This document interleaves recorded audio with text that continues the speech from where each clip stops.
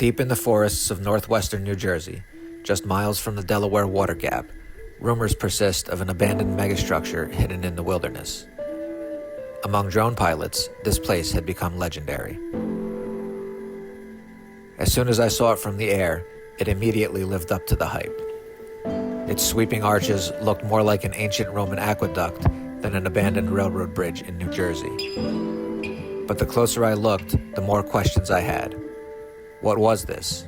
Why was it built here? And why was it abandoned? This was the Paulinskill Viaduct, a colossal railroad bridge completed in 1911. Stretching more than 1,100 feet across the valley, it was nearly as long as the Empire State Building is tall. At the time of its completion, it was the largest reinforced concrete structure ever built. But something about it seemed strange.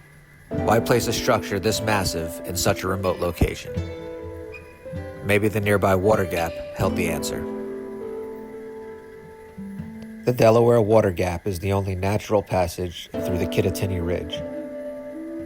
In the early 1900s, resources like coal and lumber from Pennsylvania were fueling the rapid growth of New York City, but this massive ridge created a serious transportation bottleneck. The gap became the only practical route through the mountains. But even after solving that problem, another challenge remained.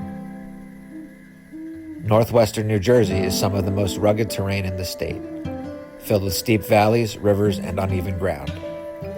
While these obstacles weren't as dramatic as the ridge itself, they still posed a major problem for railroad engineers.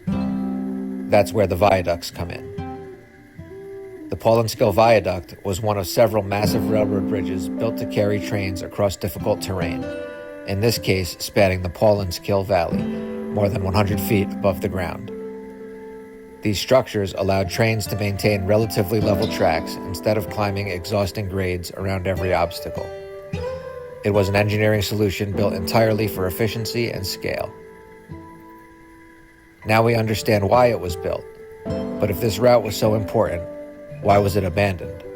Why is access restricted today? And what does the future hold for this massive forgotten structure? Why it closed is simple. By the late 20th century, freight and passenger traffic had declined, and in 1984, the tracks were stripped for scrap metal. Since then, the viaduct has become a magnet for urban explorers and graffiti artists. From the air, the massive arched chambers reveal colorful murals hidden deep inside the structure. But reaching these canvases is extremely dangerous. The bridge rises more than 115 feet above the valley floor, and access requires climbing ladders and manholes through an abandoned structure that is no longer maintained.